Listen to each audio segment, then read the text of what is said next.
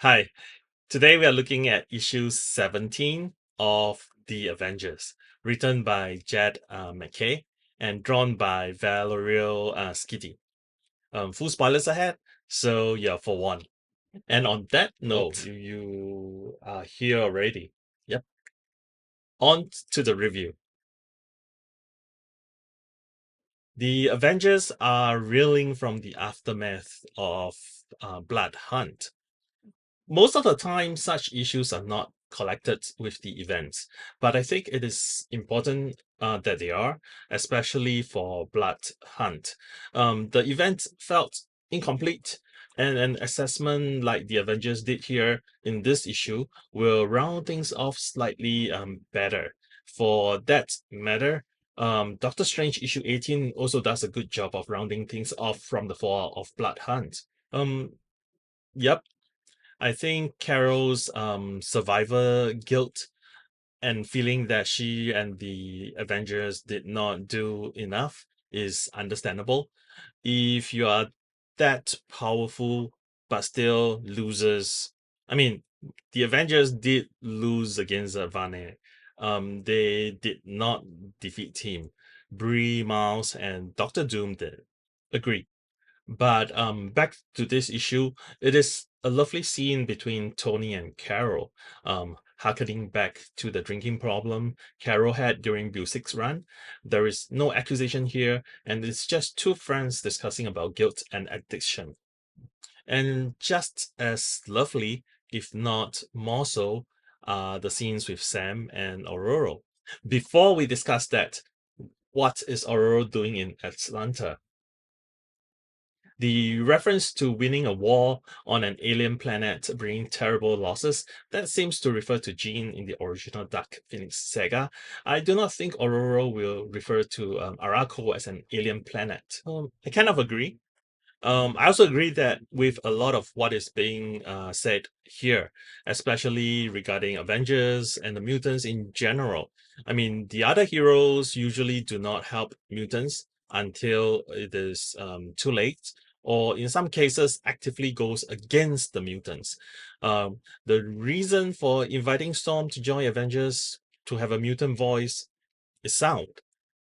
Pretty much the same reason given for the existence of Unity Squad, except that here we do not have the mutant invited to join Avengers reverting back to a teenager, lashing out in a petty way, and Captain America being a condescending prick.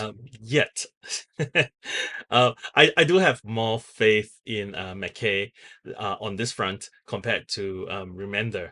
Plus, this is Storm. And Sam is showing her quite a good amount of respect here. And we end this issue with like Hyperion basically announcing to the world that he is going to kamikaze onto Earth and destroy both the Earth and himself. I'm actually looking forward to see the encounter with Storm thrown into the mix. I hope she gets to pick up and share Mjolnir again, like she did in Immortal Thor. I love Skitty's art in Sword and AXE, but it looks slightly different here from what I remember. It is a lot sketchier than his previous work.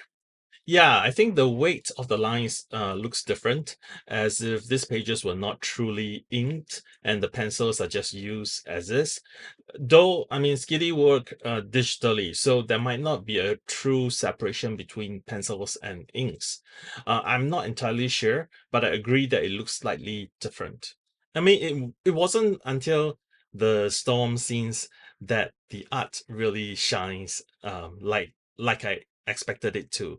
I mean, wow, Storm is magnificent here. Yep, the hair, her blouse, the entire outfit, her expression, everything works. Rereading this issue again, I also find my eyes drawn to T'Challa, even when it is in a group scene. He looks pretty good in most of this issue. I mean, I think the coloring makes a huge difference. Compare Matt's color in Sword versus this issue. I like much better. Yeah, I mean my untrained eye says the color here is competing slightly with the line art.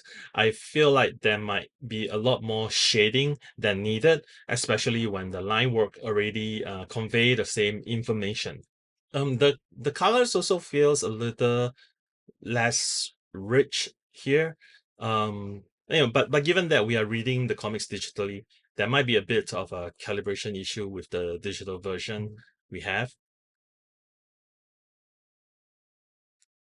There is a random scene, well, kind of random, with like T'Challa leaning his head against the city, saying comforting words, which I feel is a little bit odd. I mean, it is a city. How else can you approximate a hug? So in conclusion, I would say it's a 3.25 out of 5. It is a quieter issue, and I'm not scoring it as high as I am less familiar with the Avengers, but it is a good issue. If you're a fan of Storm, definitely pick this up. If you enjoyed this video, please like, subscribe, share, and comment. Tyler out.